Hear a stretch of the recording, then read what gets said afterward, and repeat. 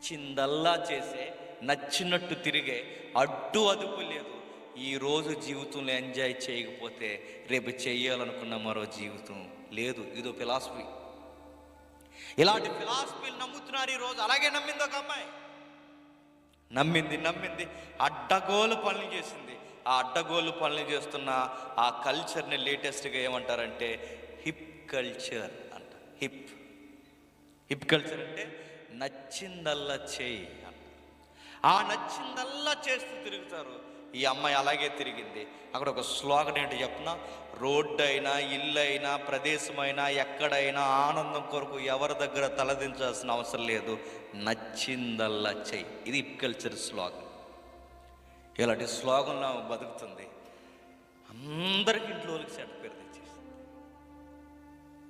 తల్లిదండ్రులకి, తోబుట్టువులకి.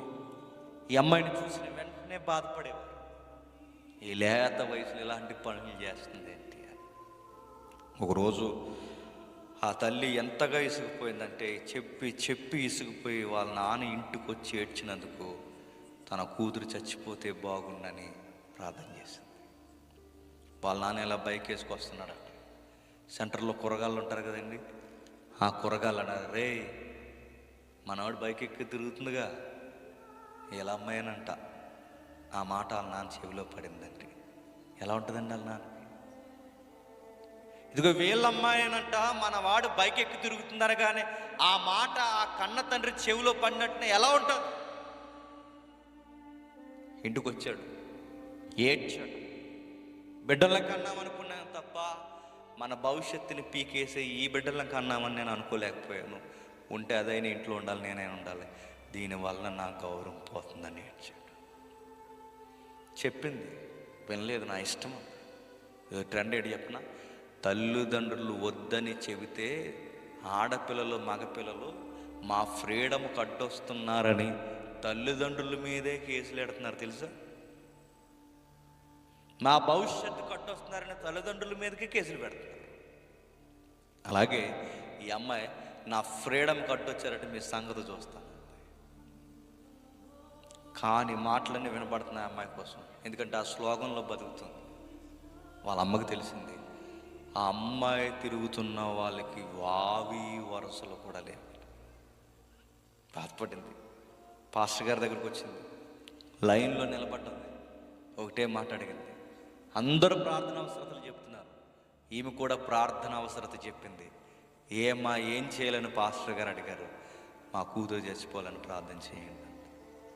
పాస్టర్ గారు ఆశ్చర్యపోయారు. అదేంటమ్మా కూతురు చనిపోవాలని ప్రార్థన చేయడం ఏంటంటే, మా కూతురు చేసే పనులకి నా కొడుకులు తలెత్తుకోలేకపోతున్నారు, నా కూతురు చేసిన పనికి నా భర్త తలెత్తుకోలేకపోతున్నాడు, నా కూతురు చేసిన పనికి మేము వీధుల్లో తలెత్తుకోలేకపోతున్నాం. మాకెంత ఉద్యోగాలు ఉంటే ఏముందండి, దీన్ని కన్నందుకు మా గౌరవం అంతా పోతుంది, అది చచ్చిపోవాలని ప్రార్థన చేయండి పాస్టర్ గారు. నా కూతురు చనిపోవాలని నేను చాలాసార్లు ప్రార్థన చేశాను, నా ప్రార్థన దేవుడేం లేదు, కనీసం మీ ప్రార్థన విని నా కూతురు చచ్చిపోతుందని ప్రార్థన చేయమని పాస్టర్ గారు అన్నారు. ఆయన పేరు పాల్ ఎంగ్చో.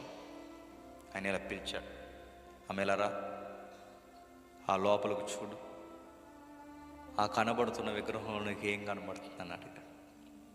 వేలాడుతున్న యేసుక్రీస్తు అయ్యా అంతే.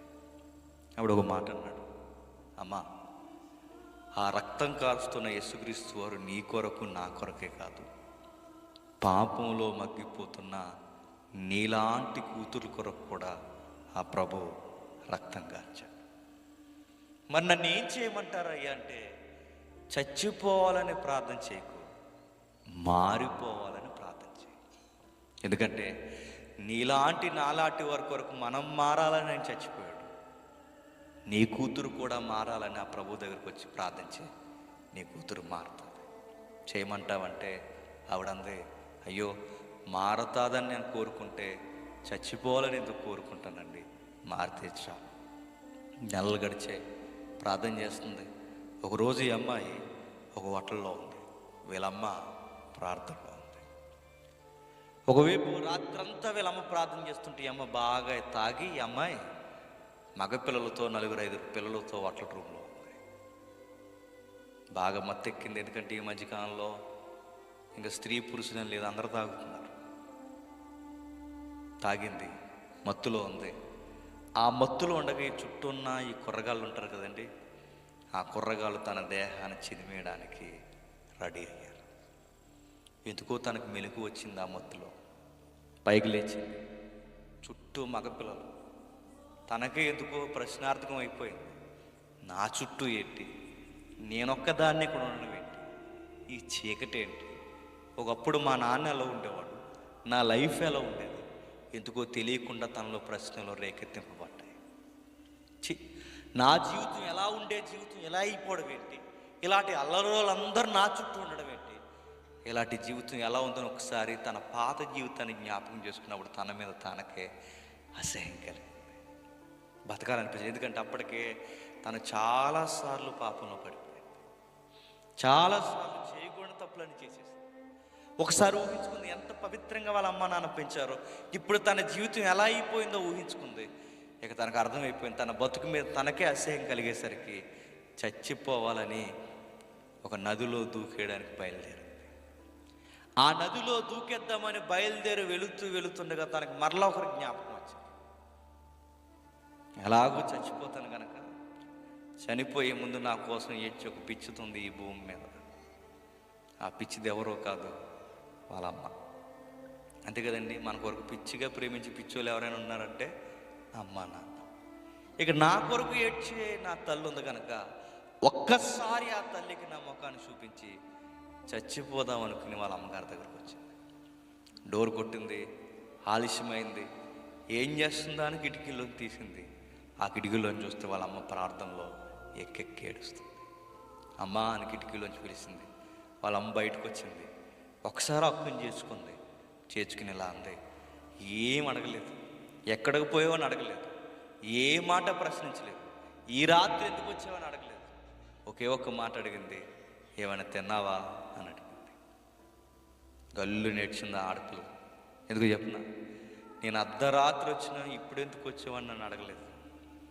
నేను ఎన్నోసార్లు పాపం చేసి ఇంటికి వచ్చినా, ఈరోజు కూడా వచ్చినా నువ్వు ఎక్కడికి పోయావని నన్ను అడగలేదు.